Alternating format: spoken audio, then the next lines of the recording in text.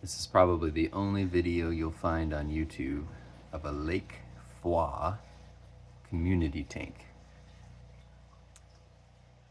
I don't know a lot about Lake Foix, other than that it looks like it's a pretty small lake in Africa.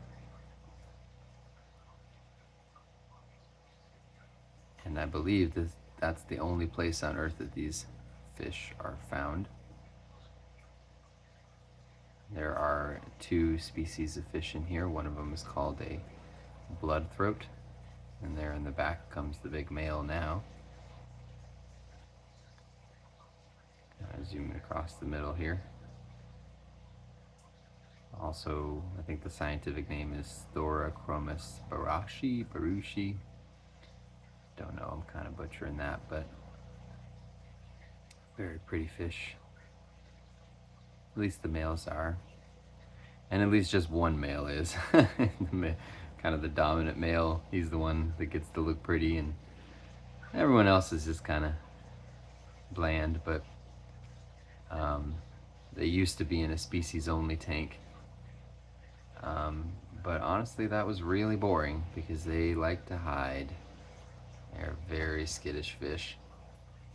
So I tested them out with a few different kinds of fish, and this is the one that won and did pretty well. And not surprisingly, it was with members of its, or other fish from the same lake. The other fish is called Cyclopharynx Schwetzi. And that is a very gregarious, very active, very interactive fish. I mean, they're all the ones that are right on the glass. They come up to the front of the glass when they see you and they say hi. They're really fun because they're a community breeder. Both these fish are mouth brooders. Sorry. But the Schwetzi, they can breed in community. They will just make babies and babies and babies, and they do it from pretty young age too. I mean, I'm pretty sure these are all F1s, other than the babies, which would be F2s. But there's a good chance there's some F3s in here because I think some of my babies have had babies, and babies having babies. But the Schwetzi are not as aggressive as the Thoracochromis, with one exception. There's this one male over here, and he's the guy who's kind of showing off. He's the most colored up. He's got the black in his fins, and I should have slid that light forward. Maybe he'll go back into the light so you can kind of see. But they also get this really pretty white color, like this guy over here with the red in his fins. Get it to focus, but those are really cool fish. But they love you. They come to the front of the glass to say hi, and I mean, they don't come to say hi. They come to get food. You know, fish are kind of, yeah, they're selfish like that. They have ulterior motives, but they're really fun because I mean, you keep them, they breed. There's more. You get to watch them just have more babies, and then they come to see you, and they like to eat, and they like to interact, and they're not the most beautiful fish in the world, but I mean, they have this kind of subtle beauty. They just have this slight red and yellow to their fins, and when they have that breeding color, like that guy over there who kind of has claimed that half of the tank, kind of chases people off, but they are pretty. I would definitely recommend them. I don't know if I'd recommend the bloodthroats. I like them a lot better now that I have them in with other species from their own lake. I thought, and I was really worried, that they would be too aggressive and they'd start picking off the Schwetzi, but I don't think they have. They probably will eat babies. And in fact, I kind of got to the point where the Schwetzi were breeding so much I had to do something to kind of slow the population growth because I just didn't know what I was going to do with 200 of them and they're not a well-known species, so I can't just take them to the local fish store. They're not going to want them, and probably would take a long time to sell them online. So I want them. I'd like to keep them, but I needed something to kind of slow the growth, population growth. So I put them in kind of a community tank with the blood throats, thinking maybe they'll kind of pick off a few of the babies. I think they may have, but there's still some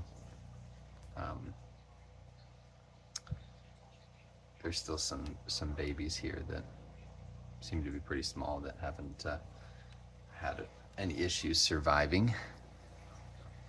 And the interaction with the Schwetzi has brought the blood throats out. Not to mention I took away a lot of the hiding places, which was one of the issues.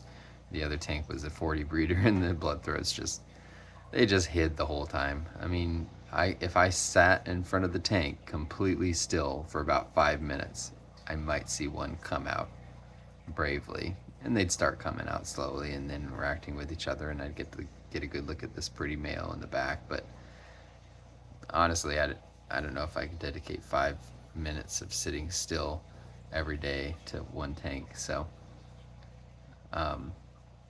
but they'll also, I mean, the blood throats for sure, they will eat everything they can eat. They are ripping up that hornwort at the top, which is unfortunate because that usually does a good job of controlling nitrates in here. So I have to find something else. So they'll rip up plants. They will eat snails. Every tank that I've had them in, the snails disappear. So I know there's dead snails on the, well, not dead snails, there's snail shells on the bottom. So they have taken care of those. But they do like places to hide. But I've kept them with another fish before. I put another fish with them once, and it was another very aggressive Victorian cichlid, which I'll talk about later. And they came out of their hiding places and they were interactive, but they also just seemed to be too aggressive for each other. So this combination has done pretty well. And surprisingly, this tank, despite the fact that it looks like it has a ton of fish in it, so far I haven't had an issue. I was a little worried because it's only a 60 breeder. I wasn't sure. I may move them to a 75 that I have that might come available. But I was worried that it would just be a little overcrowded. But they seem to do okay, other than the two males of each species have claimed kind of the left third of the tank. But they used to all be in a 40 breeder, so seems to have gone well. I think it's okay. A little more space like every other fish. You know, you keep a beta in 125 gallons. Betta, sorry. In 125 gallons, right? Because that's the only humane way to do it. But at least if you ask the internet. But this has gone well. Just the double aquarium co-op sponge filters with the uptake on each side, and the one aquarium co-op heater. And the 60 breeder, just 100 watt heater, and tanked is just fine. Probably would be good to have a little redundancy on the heating, but you know, there's only so many plugs in the world.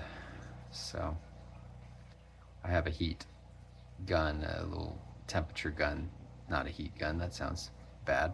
Temperature gun that I walk around at least once a week. I mean, I put my hands in the tank enough, but also I just walk around and I check the temperature of each tank.